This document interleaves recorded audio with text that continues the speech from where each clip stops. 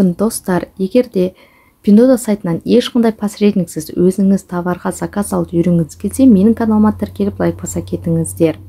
Мен бүгін Pinduoduo сайтында оплата жасауда орын алған өзгеріс туралы айтқым келеді.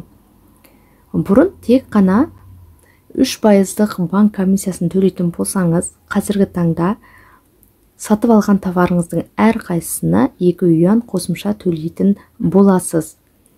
Артық шығынсыз қалай товарды дұрыс сатып алу қажет? Қазір мен сіздерге түсіндіре кетейін.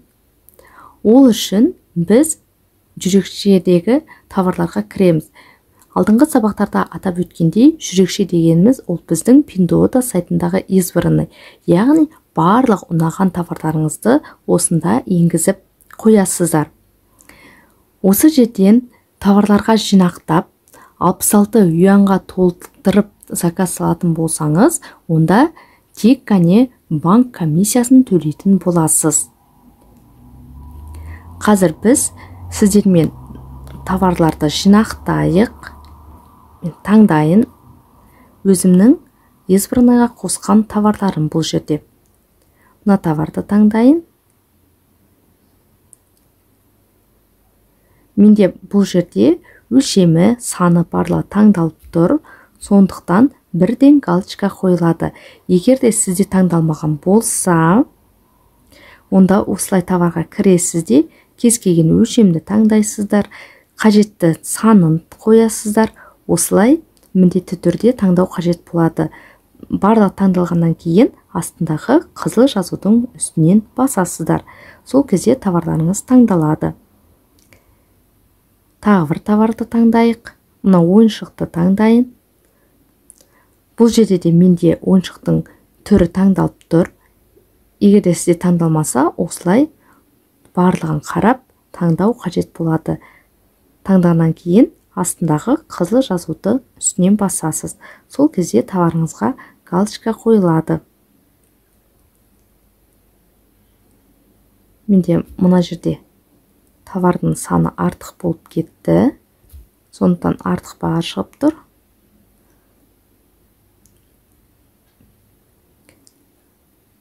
Міне товар таңдалды. Бізге әлі де жеткіліксіз, тағы да товарлар қосуымыз қажет. Мына товарды алайын.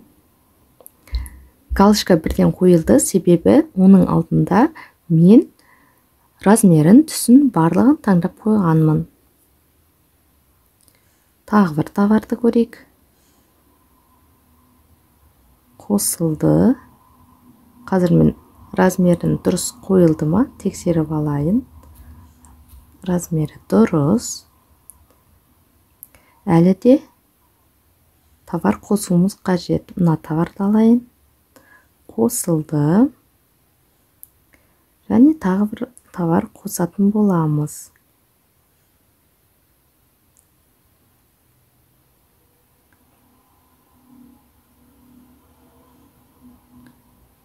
Мына товарды қостым.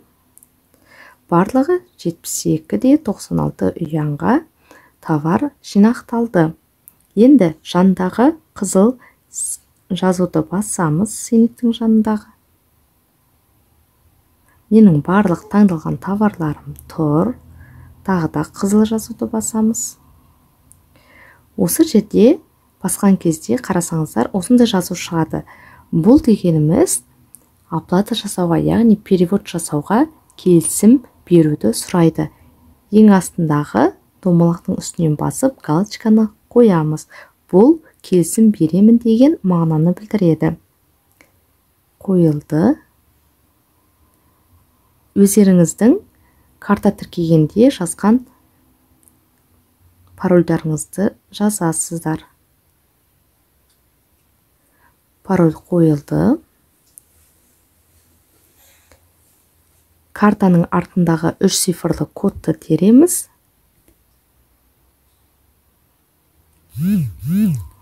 Болды. Менде осы жинақталған барлық товарларға оплата жасалды.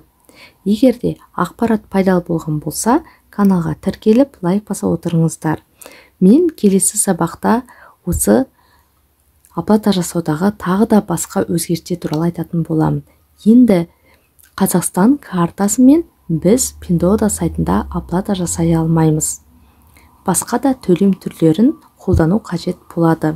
Сол үшін сабақты жіберіп алмаңыздар.